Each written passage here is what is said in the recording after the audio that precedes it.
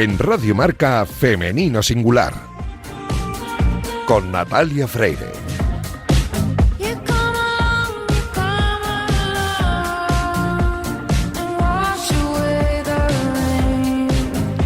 Bienvenidas, bienvenidos a este oasis de radio dedicado a la mujer en el deporte. Os invitamos a acompañarnos la próxima media hora en la que hablaremos en Femenino Singular, que es el nombre de este programa que escucháis ahora mismo en la sintonía de Radio Marca.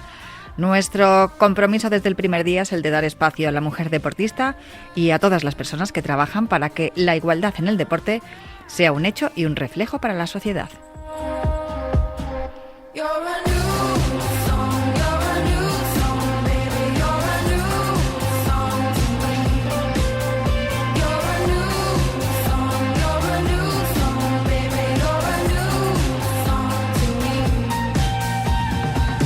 Os recuerdo que podéis encontrar todos nuestros programas en todas las plataformas de audio y también en la web de marca.com. A los mandos técnicos me acompaña Iñaki Serrano, que ya está haciendo que todo suene a la perfección, así que arrancamos ya.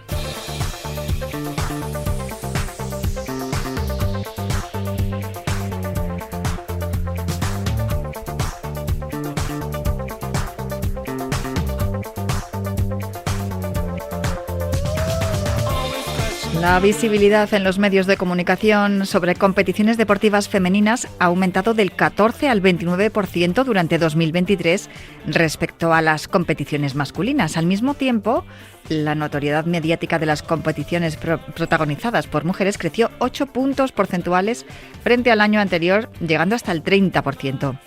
Estas son algunas de las principales conclusiones de la tercera edición del estudio La visibilidad de las mujeres deportistas en los medios de comunicación, realizado por la agencia de comunicación estratégica Appletree y Revolt. Para hablar de todo ello, tengo al otro lado del teléfono a Alfredo Orte, que es Media Intelligence Manager de Revolt. Muy buenas, Alfredo, ¿cómo estás? Hola, Natalia, ¿cómo estás? Pues muy bien, la verdad que ha sido súper interesante el estudiarme, ¿no? Todo este estudio, valga la redundancia, que habéis hecho. Y las conclusiones que habéis sacado, la verdad es que no sé cómo tomármelas, porque por un lado estoy contenta porque la mujer deportista ha tenido mucha más presencia, como decía al principio, en los medios de comunicación, pero igual las razones no han sido las más adecuadas. Lo primero que te quería preguntar es que este es el tercer estudio que hacéis sobre la visibilidad de la mujer en los medios de comunicación, de la mujer deportista. ¿Qué ha cambiado respecto a los otros dos? ¿Ha habido algún cambio sustancial? Bueno, efectivamente ese es el tercer año. Hay que recordar un poco, por si alguno está despistado, que el año 2023 fue un año muy especial para el deporte femenino, evidentemente. Fue un año singular, un año que yo siempre digo que probablemente es extraordinario, que esperemos que veamos más años parecidos, ¿no? Pero que no habíamos visto algo similar, ¿no? Porque estaba sobre todo marcado por el gran éxito de la selección española, ¿no? Ganando el Mundial, ¿no? Que es un hito que ojalá se repita, pero que evidentemente no es sencillo, ¿no? Entonces, evidentemente, se ha producido un incremento considerable, ¿no? en la visibilidad y la notoriedad del deporte femenino a nivel mediático. Parte viene evidentemente de estos éxitos, pero parte se detecta en otro tipo de disciplinas y de eventos deportivos en los que sí que ha habido una evolución, no tan extraordinaria, evidentemente, como lo que ocurrió en Sydney, pero igualmente destacable. Entonces, esto es un poco lo que queremos reflejar en el estudio. Siempre, de todas formas, tenemos que tener en cuenta que el éxito del deporte femenino viene asociado precisamente a los éxitos deportivos. Es decir, que se otorga naturalmente más visibilidad y más notoriedad al éxito de nuestras chicas, ¿no? Y que en la medida en que obtienen triunfos, pues lógicamente obtienen más cobertura mediática. Y esto es algo importante también cuando hacemos comparativas con los chicos, ¿no? Con los hombres, ¿no? Que muchas veces decimos, no, es que a las mujeres no se les da suficiente cobertura. Bueno, no es del todo cierto, depende un poco también, ¿no? de los triunfos, ¿no? Y de los méritos, ¿no? Que tampoco es cuestión de quitarles el mérito deportivo a nuestros deportistas masculinos, ¿no? Cuando los tienen. Sí, pero siempre da la sensación de que el espacio que se ganan las mujeres es precisamente por eso, porque han hecho algo que ha sido inaudito, ¿no? Que antes no se ha visto. Creo que las mujeres que más portadas han acaparado o que más veces han aparecido en los medios de comunicación, no solamente en este estudio que ahora vamos a analizarlo con profundidad, sino anteriormente han sido mujeres que han hecho cosas extraordinarias, tipo pues que Sandra Sánchez, Carolina Marín, que han ganado en sus deportes, que son además de individuales, minoritarios, han ganado pues todo lo que se podía ganar, y claro, era como inapelable no darle un espacio a estas mujeres, ¿no? Sí, evidentemente, es que realmente no se puede discutir en absoluto, ¿no?, su mérito deportivo. Pero mira, más allá de algunos aspectos extradeportivos, ¿no?, que todos tenemos en la memoria, hay algunas evidencias que demuestran que el deporte femenino es capaz de conectar con la audiencia de la misma forma que lo hacen los de los chicos.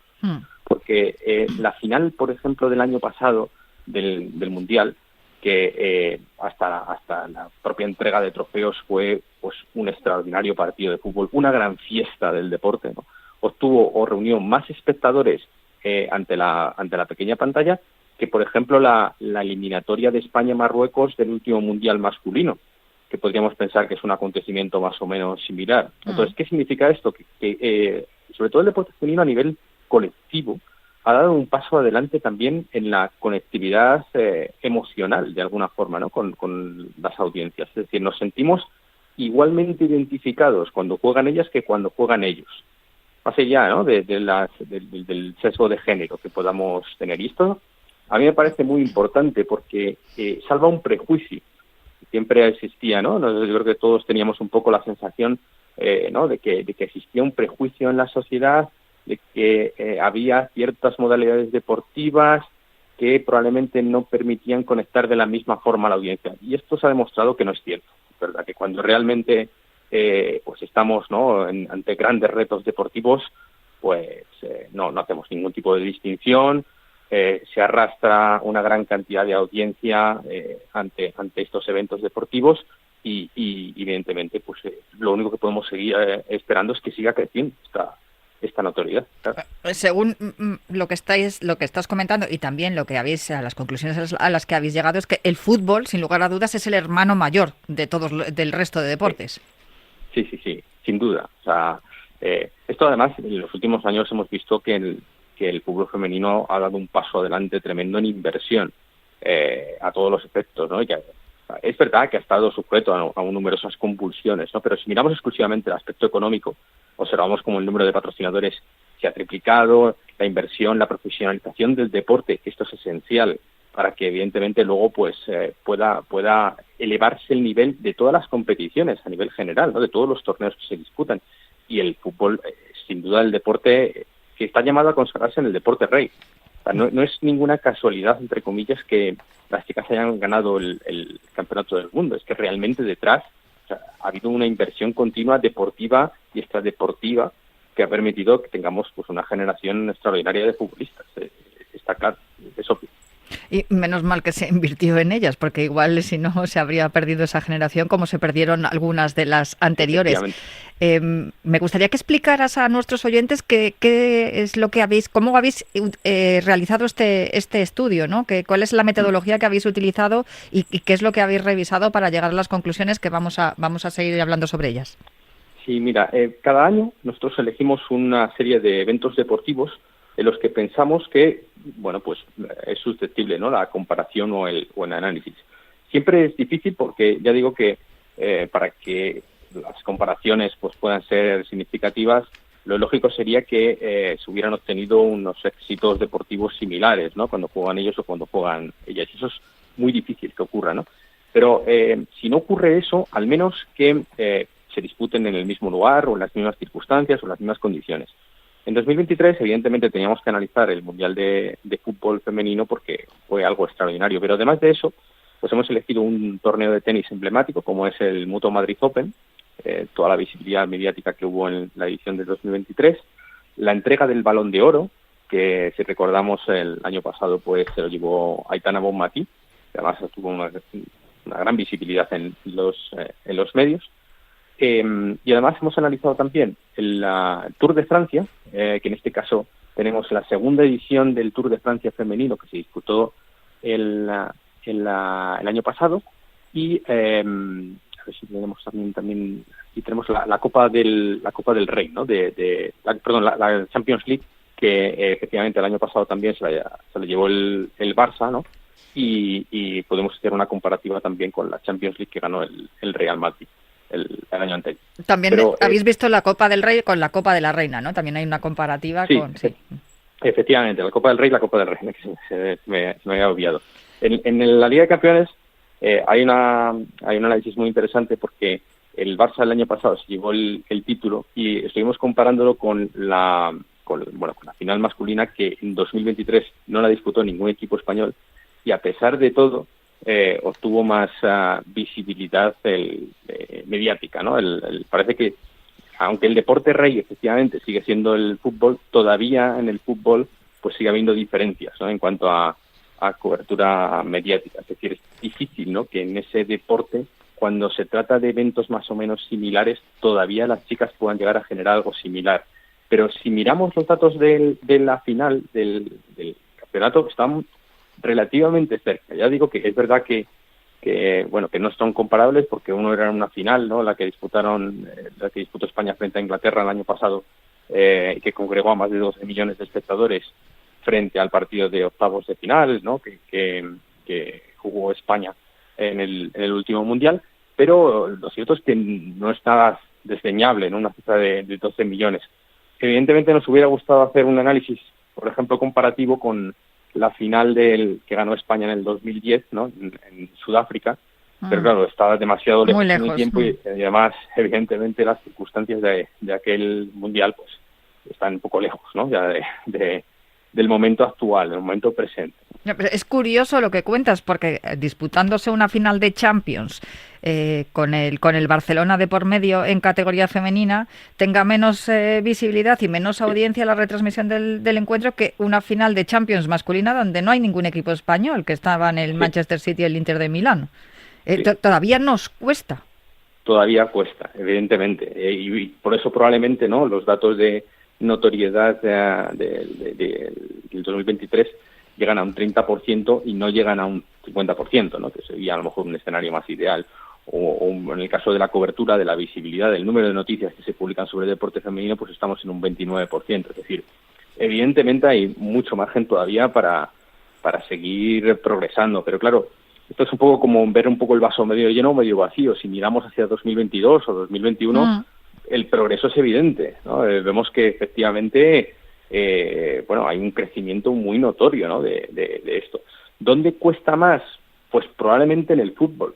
Probablemente, ¿no?, en el fútbol, porque es quizás el deporte con mayor grado de profesionalización en nuestro país. Entonces, es ahí donde, a pesar de que se ha invertido mucho, aún falta seguir creciendo, ¿no?, a nivel de clubes, a nivel de promoción, a nivel de patrocinadores, que es algo previsible, que evidentemente seguramente seguirá sucediendo en los próximos años, ¿no?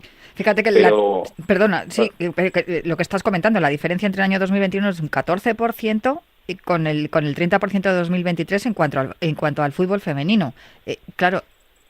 Has comentado también sobre la visibilidad en los medios de comunicación de la entrega del Balón de Oro, que en este caso estaba Aitana Bonmatí nominada, pero suscitó mucho más interés posiblemente esta edición que la anterior, por un hecho que se produjo en el partido de la final y sobre todo en la entrega de trofeos, que yo creo que eso ha sido lo que le ha dado más visibilidad. Por eso te decía al principio, ¿no?, que creo yo que por un lado, con las conclusiones que habéis sacado, está muy bien que se hable de deporte femenino o de mujeres que practican deporte y de los logros que tienen, pero no sé si me queda la sensación al leer vuestro informe que finalmente ha sido por el escándalo que ocurrió con el expresidente de la Federación. Aquello lo que ocurrió evidentemente, pues otorgó un grado de visibilidad superlativo o extraordinario a algo que había ya destacado de una forma considerable. Esto lo sabemos porque hemos hecho análisis de la visibilidad informativa que se había registrado en la final hasta esa ceremonia de entrega de medallas, ¿no? Ya hemos visto que efectivamente había un volumen muy elevado de noticias, ¿no? En los días, por ejemplo, en el día clave concretamente, estamos hablando de más de 5.000 informaciones, ¿no? Que es una cantidad de noticias muy, muy elevada, ¿no?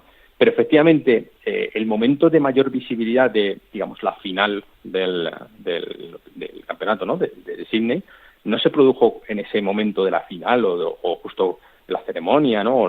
Sino que realmente el momento de mayor visibilidad mediática se produjo 5 días después, cuando Luis Rubiales da una rueda de prensa en la que anuncia que no tiene intención de dimitir y aquello ya termina por estallar y convertirse en un conflicto a todos los niveles, conflicto institucional, ¿no?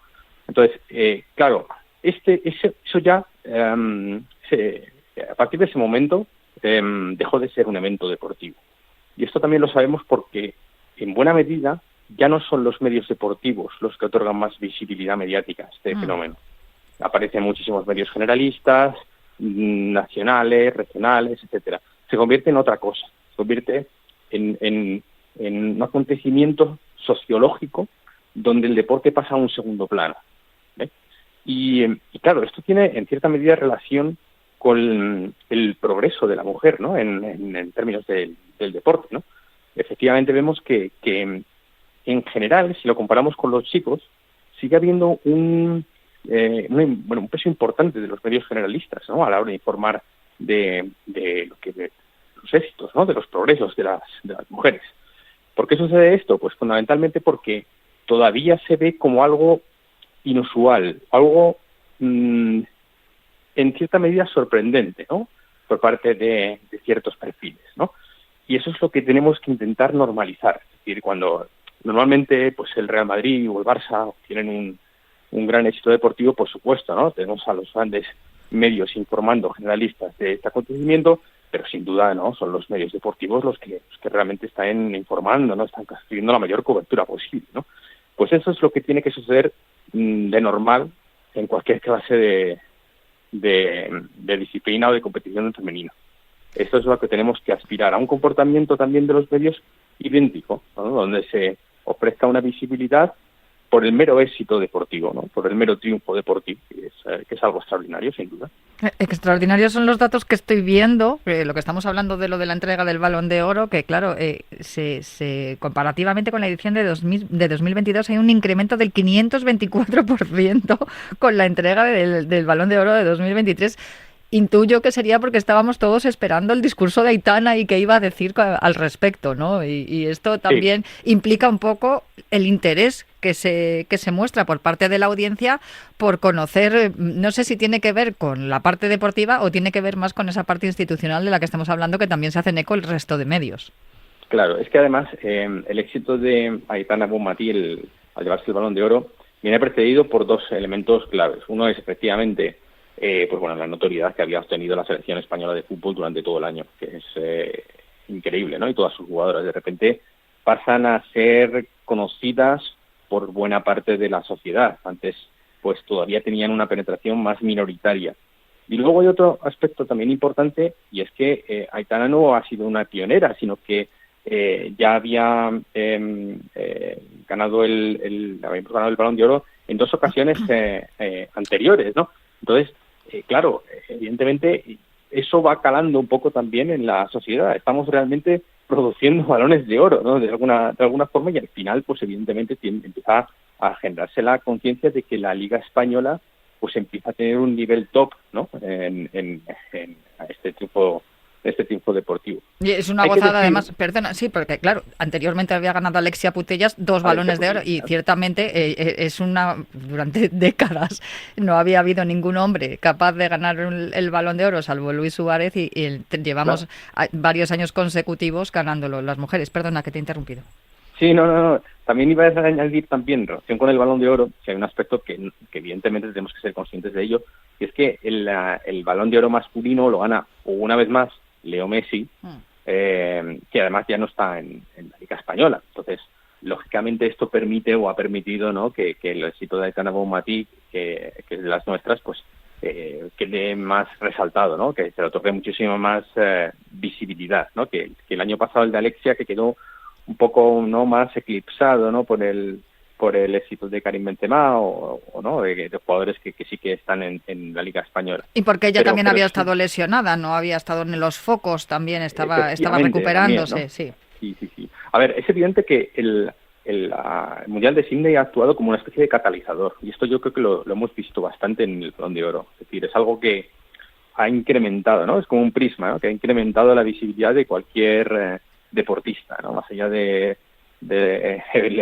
acontecimientos extradeportivos, ¿no? O sea, yo creo que si lo miramos con cierta perspectiva, hace un par de años, pues prácticamente nadie sabía quién era Olga Carmona o quién era Salma Parayuelo, Atenea del Castillo. Nadie lo sabía, probablemente nadie no lo sabía. Y ahora, no voy a decir que lo conoce todo el mundo, ¿no? Pero sí que le suena a una gran cantidad de personas. Algo que ya digo que, si lo miramos con perspectiva, hace 2 años era impensable.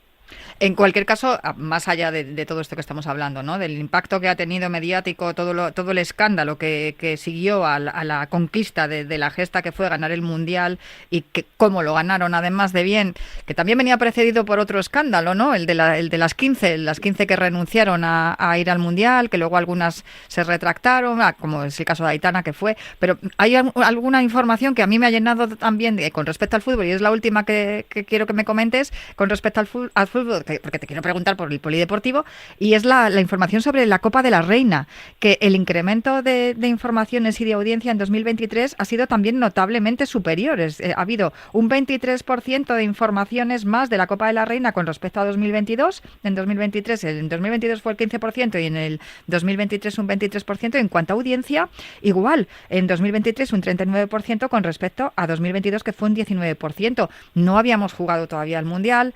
La final de la Copa de la Reina fue además una final a 4, se disputó en una sola sede.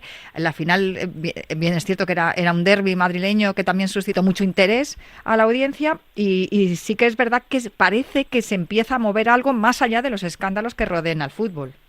Sí. Hay un aspecto que evidentemente condiciona un poco la visibilidad a nivel de clubes en el fútbol femenino, y es que es evidente que ahora mismo estamos viviendo una superioridad manifiesta, ¿no?, del Barça en la competición, ¿no?, porque tiene una plantilla extraordinaria, ¿no? Evidentemente, en el momento en el que esto, pues evidentemente probablemente vaya cambiando a lo largo del tiempo, porque a medida que se profesionaliza cada vez más la Liga F, la Liga de Deporte Femenino, pues lógicamente seguramente habrá más competitividad. Y esto favorece a todos, al final. Esto significa que atrae audiencias no solo de Cataluña, ¿no?, como hemos visto en algunas competiciones, ¿no? Por ejemplo, en el caso de la final de la Champions, donde lógicamente los medios catalanes pues eran los que más visibilidad ofrecían, ¿no?, de lo que hacían lo que hacía el Barça, ¿no? Pero evidentemente, a medida que crece en competitividad la liga y la competición, arrastra audiencias de todos los territorios, y sucede como en este caso, ¿no?, que un derbi empieza a tener ya una audiencia que congrega pues a las aficiones de ambos clubes, que empieza a generar una repercusión social un poco más elevada, que poco a poco va creciendo. Ojo, hay que ser conscientes de que está lejos todavía de la Copa del Rey masculina, ¿no? Pero el progreso es evidente, está claro. Lo mismo que de lejos que está el Tour femenino del masculino, porque me ha gustado mucho que hagáis este estudio, pero claro, es que hay un agravio comparativo ahí, que es que el Tour masculino dura un montón de semanas, 3 concretamente, sí, y el femenino no. Por eso aquí lo que hemos hecho ha sido quedarnos con la última semana del Tour masculino y compararla con la disputa del Tour femenino, que efectivamente dura 8 días, ¿no?, para intentar, en la medida de lo posible, como yo decía, es muy difícil a veces equiparar competiciones porque las circunstancias son distintas, ¿no? Pero bueno, en este caso queríamos hacerlo porque nos daba la impresión de que era una competición que está creciendo muy deprisa. Tenemos que ser conscientes de que es la segunda edición del Tour de Francia que se disputa con ese nombre oficial, ¿no? Y recuerdo perfectamente que había, aunque evidentemente tiene solamente 8 días de duración, pues cuenta con tipos de etapas similares a las del Tour masculino, que congregan habitualmente a muchos espectadores, ¿no? La etapa reina, por ejemplo, se disputó en los Pirineos, fue retransmitida en directo por Teledeporte, etcétera. Y claro, evidentemente, teniendo en cuenta que es el segundo año, pues observamos, por ejemplo, que ya supera el 1 millón de espectadores en televisión, ¿vale? Es un dato bastante destacable. ¿Queda mucho por crecer en el deporte, en el ciclismo femenino? Sin duda todavía, ¿no? Pero se empieza a evidenciar que puede congregar ante la pantalla y en general con el número de noticias a una gran cantidad de espectadores y a una gran cantidad de aficionados, desde luego. En teoría el tenis es mucho más igualitario, los torneos se realizan al mismo tiempo, compiten hombres y mujeres, tú puedes elegir si ves un partido femenino o un partido masculino, y sin embargo aquí también sigue habiendo diferencias. Sí, en el tenis pasa un poco también con el ciclismo, porque ya no son deportes colectivos, son deportes individuales. Entonces, lógicamente, el desempeño de figuras concretas hace que se genere más o menos expectación. El año pasado, pues nosotros decidimos analizar el Mutua Madrid Open, y claro, lo ganó un chico que está llamado a conquistar grandes citas, que es Carlos Alcaraz, que además, pues, evidentemente el favorito, ¿no? Ahora mismo de buena parte de los niños y de los jóvenes, ¿no? Españoles. En el caso del tenis femenino, quizá estamos atravesando un pequeño bache, ¿no? En términos de éxitos, ¿no? Y de figuras más reconocibles, ¿no? En el Mutua del año pasado, pues Paula Badosa consiguió llegar a octavos, pero no consiguió superarlo, y claro, eso evidentemente es lo que comentaba, ¿no? Al inicio se traduce en que, lógicamente, hay una cierta pérdida de interés, no solamente mediática, ¿no? Sino en el general, ¿no? Por el resto del desempeño de la propia competición, ¿no? Pero yo estoy convencido, ¿no? De que realmente en el momento en que vuelvan a registrarse éxitos en el tenis femenino, la audiencia va a volver, o sea, aseguro. Estoy totalmente convencido del tema. De hecho, hay una cosa, bueno, no sé si me lo vamos a comentar, ¿no? Que es el análisis un poco de redes sociales que también hemos hecho. Era lo que te iba a preguntar ahora mismo. Vale. Bueno, para avanzarme un poco a eso, realmente lo que quizá estamos evidenciando es que el último paso en esta evolución natural, ¿no? De visibilidad mediática es la construcción de iconos, la construcción de figuras icónicas, ¿no? Que realmente vayan más allá del deporte, ¿no? Y que representen un ejemplo, pues, por los valores con los que se identifican, con algo más, ¿no? Entonces, esto, en el análisis que hemos hecho de perfiles de redes sociales, hemos advertido que las chicas todavía están muy lejos, ¿no? De tener la popularidad de Cristiano Ronaldo, ¿no? De un Leo Messi, ¿no? Parece que todavía son figuras inalcanzables. Pero esto es cuestión de tiempo. Es simplemente que es la última fase, el último eslabón, ¿no? Que realmente resultará más difícil de alcanzar en la medida en que poco a poco el deporte femenino se vaya igualando en penetración al masculino. Pues fíjate que yo creo que tenéis muy buena oportunidad en este año 2024 si vais a hacer el estudio basándose en los Juegos Olímpicos, porque mirando precisamente los deportistas más seguidos en redes sociales, cuando ves a los hombres prácticamente todos son futbolistas, tanto en España como fuera de España, que creo que salvo el jugador de cricket Kohli y LeBron James, los demás son todos futbolistas, y sin embargo en femenino hay hasta una luchadora de artes marciales mixtas, Ronda Rousey, y en España pues eso, Carolina Marín, está Sandra Sánchez, está Garbiñe Muguruza, Paula Badosa, hay muchísimos más deportes, Ana Paliteiro, ahí sin duda yo creo que tenemos futuro, ¿no? En lo que es en el polideportivo, para ir abriéndonos hueco en cuanto a interés mediático, ¿no? Y presencia en los medios de comunicación. Totalmente, es una gran oportunidad que tenemos para que la gente, bueno, además ya de nuestras futbolistas, y conozca auténticas referencias en muchísimos deportes, que ya no solamente en el deporte femenino, es que muchos deportes que son muy minoritarios y en los cuales probablemente pues tenemos cuerda para rato. Y además es que en los Juegos Olímpicos siempre pasan cosas, ¿no? De repente una skater o una luchadora de taekwondo, como pasó en los últimos Juegos con Adriana Cerezo, pues trasciende más allá, ¿no? De lo que es la competición. Pues de verdad que ha sido un placer escucharte, Alfredo Orte, que es Media Intelligence Manager de Revolt. Felicidades por este estudio que habéis hecho tan exhaustivo y tan clarificador, y espero de verdad que sigáis trabajando para el estudio del próximo año, que también me gustaría hablar de aquí en Femenino Singular, de la visibilidad de las mujeres deportistas en los medios de comunicación, la cobertura informativa y todo el espacio que ocupan en los medios de comunicación. Aquí en este programa tienen también su espacio, que para eso está dedicado a la mujer deportista, Femenino Singular. Un abrazo muy fuerte, Alfredo, y muchas felicidades por este estudio. Muchísimas gracias y un placer haberlo contado. Pues hay que seguir hay que seguir apretando y hay que seguir dándole espacio a la mujer en los medios de comunicación. Para eso estamos aquí en Radio Marca, en Femenino Singular. Prometo volver la semana que viene para seguir hablando de mujer y deporte aquí en Radio Marca. Hasta la semana que viene.